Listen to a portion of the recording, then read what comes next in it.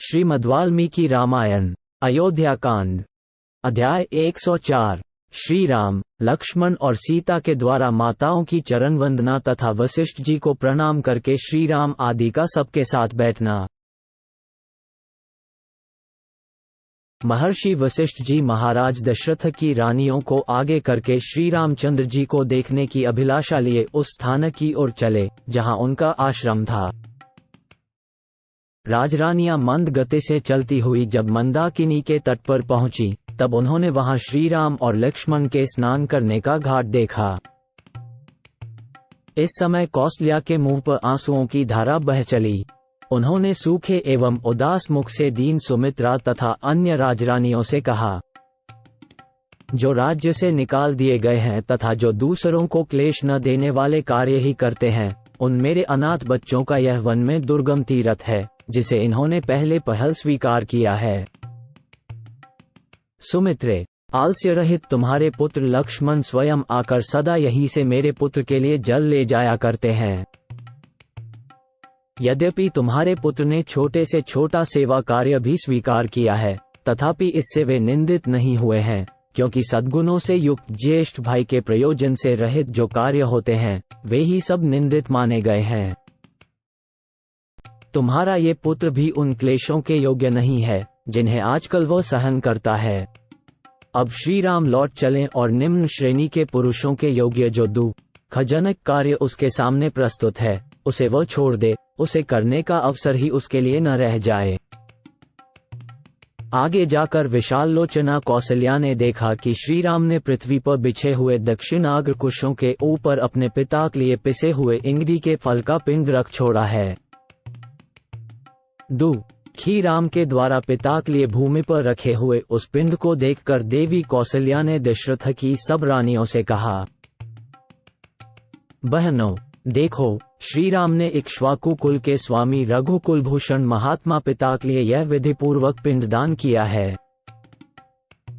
देवता के समान तेजस्वी वे महामना भूपाल नाना प्रकार के उत्तम भोग भोग चुके हैं।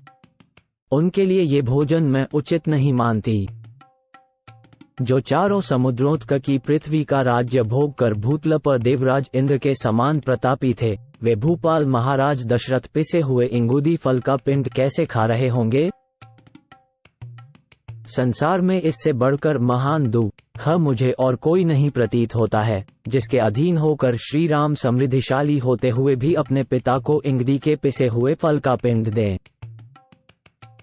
श्री राम ने अपने पिता को इंगदी का पिन्याक पिसा हुआ फल प्रदान किया है। ये देखकर दुख से मेरे हृदय के सहस्रों टुकड़े क्यों नहीं हो जाते हैं? ये लौकिकी श्रुति लोकविख्यात कहावत निश्चय ही मुझे सत्य प्रतीत हो रही है कि मनुष्य स्वयं जो अन्न खाता है उसके देवता भी उसी अन्न को ग्रहण करते हैं। इस प्रकार शोक से आर्त हुई कौशल्या को उस समय उनकी सौतें समझा बुझाकर उन्हें आगे ले गई। आश्रम पर पहुंचकर उन सब ने श्री राम को देखा जो स्वर्ग से गिरे हुए देवता के समान जान पड़ते थे। भोगों का परित्याग करके तपस्वी जीवन व्यतीत करने वाले श्री राम को देखकर उनकी माताएं शोक से कातर हो गईं और आर्तभाव से फूट फूट कर रोती हुई आंसू बहाने लगी। सत्य प्रतिज्ञ नरश्रेष्ठ श्री राम माताओं को देखते ही उठकर खड़े हो गए और बारी बारी से उन सबके चरणारविंदों का स्पर्श किया। विशाल नेत्रों वाली माताएं स्नेहवश जिनकी उंगलियां कोमल और स्पर्श सुखद था, उन सुंदर हाथों से श्री राम की पीठ से धूल पोंछने लगी। श्री राम के बाद लक्ष्मण भी उन सभी दुखिया माताओं को देखकर दुखी हो गए और उन्होंने स्नेहपूर्वक धीरे धीरे उनके चरणों में प्रणाम किया। उन सब माताओं ने श्री राम के साथ जैसा बर्ताव किया था वैसे ही उत्तम लक्षणों से युक्त दशरथ नंदन लक्ष्मण के साथ भी किया। तदनंतर आंसू भरे नेत्रों वाली दुखीनी सीता भी सभी सासुओं के चरणों में प्रणाम करके उनके आगे खड़ी हो गई।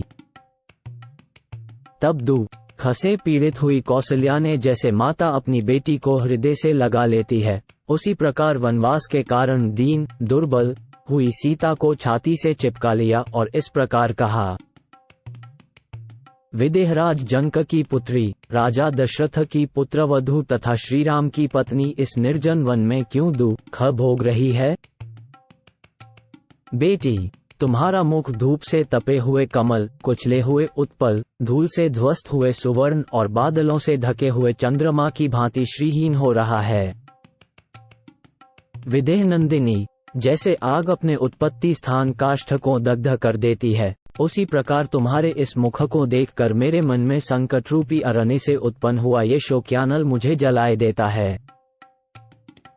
शोकाकुल हुई माता जब इस प्रकार विलाप कर रही थी, उसी समय भरत के बड़े भाई श्रीराम ने वशिष्ठ जी के चरणों में पड़कर उन्हें दोनों हाथों से पकड़ लिया।